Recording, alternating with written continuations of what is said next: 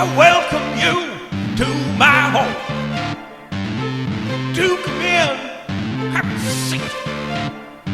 I have something here to relax you. I think you'll find it quite a treat.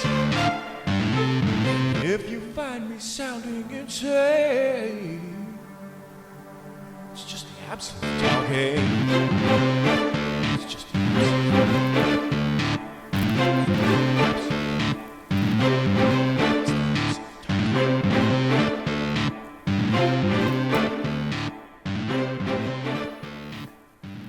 Well, welcome back. As you have probably guessed by looking at the thumbnail that I used for this video as well as the artwork for the opening, my opinion is that Tesla's going to do just fine. But that's my opinion, and everybody has one of those. What you're really here to chat about is why I feel that way. What's my rationale behind it? So, for those that have been following the Energy Sovereignty Project over the past year, you'll have likely seen and been motivated by the fact that it's not just that it's cost savings with the gear. Obviously, purchasing the gear locks you into a value for what you paid for it. You know exactly, reasonably, what your electricity bill is going to cost. It's going to cost you whatever it costs you to install the system. And then you get to amortize that over 15, 20 years, whatever you think your payback's going to be, 10 years, depending on your particular situation and whether or not you have an electric vehicle. We'll talk a little bit about the electric vehicle shortly too. But Tesla is not a car company, as they have said. And what I've come to discover over this past year, and especially driven home over these last month and a half or so when we've had this issue with the virus going around, is that it's not a technology company either. Tesla is a commodity, and it is no different from gold or oil in that regard. You pay up front for it, and its value is long-lasting. It's intrinsic. Its value is in what it's able to do for you. And where that becomes important is in times like these, where if you're not deemed an essential service, if you work at a hobby shop or donuts or whatever it is that your shop made that now is closed, it's shuttered. And whether you own that shop or whether you work there, you're likely not getting much of a paycheck, a little bit that the government might throw you, and then obviously things that are very useful, like the ability to forward your mortgage, to put a pause on your mortgage payments. If the government comes through with that, that will be incredibly useful, I think, for the vast majority of folk out there.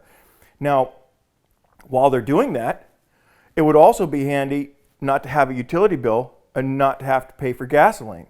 And that is where the commodity aspect of Tesla comes into play. I don't have a monthly power bill. I will not have a monthly power bill. Obviously, we won't have a settle up until February of next year. I won't actually even use any power until November, really, to speak of. And we'll talk a little bit about that in a second as well, kind of tie in what I said about the car as well. But it's best to look at Tesla's recovery in all of this in light of what it is that the company actually provides its customers. On Battery Investment Day, Tesla is going to be announcing a battery that will last 20 years. And in typical Tesla fashion, it's very likely that they're also going to announce that this battery has actually been being installed in their products already. And that might explain why we're starting to see extended miles on extended ranges on some of their cars. Certainly some of it's due obviously to improvements that have been made in the motor. But it would not surprise me at all to learn that at least some of that additional range is due to the remapping of the batteries. The Energy Sovereignty Project, for instance, we have 6 of the Tesla Powerwall 2 batteries. Well, that comes out to 90 kilowatt hours worth of battery storage capacity, but we're only actually able to tap into 80.1 kilowatt hours of that storage because each of the batteries is limited to 13 and a half, even though it has 15 kilowatt hours. Well, if that battery had these new cells in it that would last for 20 years and be able to be deep cycled, well, at that point, Tesla would then decide, well, we can remap our charging so that we can now allow the battery to use all of that additional capacity. And so something similar to that may be what is explaining some of the range increases that you're starting to see in the car. Don't hold me to that. It's just one thing that I've been kind of thinking about. Again, a lot of this I'm waiting on Battery Investment Day. I'm just really going to enjoy seeing what they come up with. But all of that aside, Tesla is going to announce that they have that 20-year battery, that million-mile battery, and what that's going to then mean is that with confidence, you can then purchase this capacity for your home and know that for 20 years, you're not going to have a power bill. That's incredibly important. And then on top of that, you have the same or similar technology with the car. You're not paying monthly or every 6 months or so to maintain it. The vehicle is what it is. Certainly vehicles break, you have to replace tires and what have you. But I've gone, nearly 130,000 miles now. I haven't done a brake job on the car. They've cleaned them. I haven't replaced the brakes. And so that then turns into a added commodity, even in addition to the savings that you have in running an electric vehicle over running a gasoline vehicle. And our savings for that for this past year came into kind of that $1,300 range or so. And again, some of that varies depending on how fuel efficient your particular vehicles are and all of that. So we won't get too far into the weeds with that. But while we're all going through something like this shutdown, and heaven forbid should it have been worse, heaven forbid should this virus have been something like Ebola, where we got a real problem, where people are maybe not going to work at the power plant, or that linemen aren't coming out to fix issues with the line. So that peace of mind that you have a functioning power plant at your home, where you can, even in winter, you can ration power and still be all right. You still even have the ability to then put that power into a vehicle so that at least you have some amount of transportation if you should have to leave the area or what have you.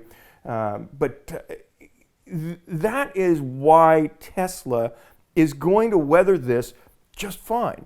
They're not going to have any issues getting back up and running because they're not selling cars.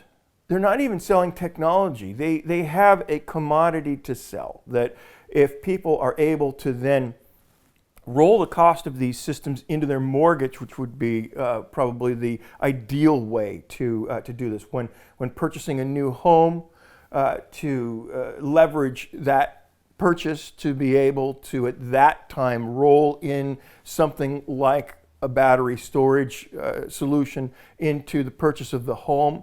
I think that would be hugely helpful. And we won't make this too long, but the one thing I will actually close with as kind of a cautionary tale for those that are maybe watching this, that are looking at it from a dollars and cents standpoint as far as their stocks go. One mistake that you could probably look for that Tesla might make would be to fire too many people, as opposed to furloughing them and just bringing them back when all of this nonsense is over. In everything that I've seen that Tesla is doing so far is they're doing a great job. They're not letting people go. They're furloughing them so that they can bring them back immediately, and that's huge. The company that I worked for, when they went through the hard times similar to this in 2008, our company panicked and they wound up firing too many people that were very important to building the business. You get into these points of Tesla's at a stage in their development where they are rapidly changing, they're rapidly expanding. And that type of rapid expansion really requires a certain type of employee that is highly motivated and is very dedicated to what it is that they're doing. They're basically engaged in a labor of love. And if you fire these people, it's going to be very difficult to then find another wave of people to help you along. And so to Tesla's credit, it seems like they are attacking that in the right way and furloughing rather than letting people go. So hope you found that enjoyable, and we look forward to many more of these, and we will see you soon.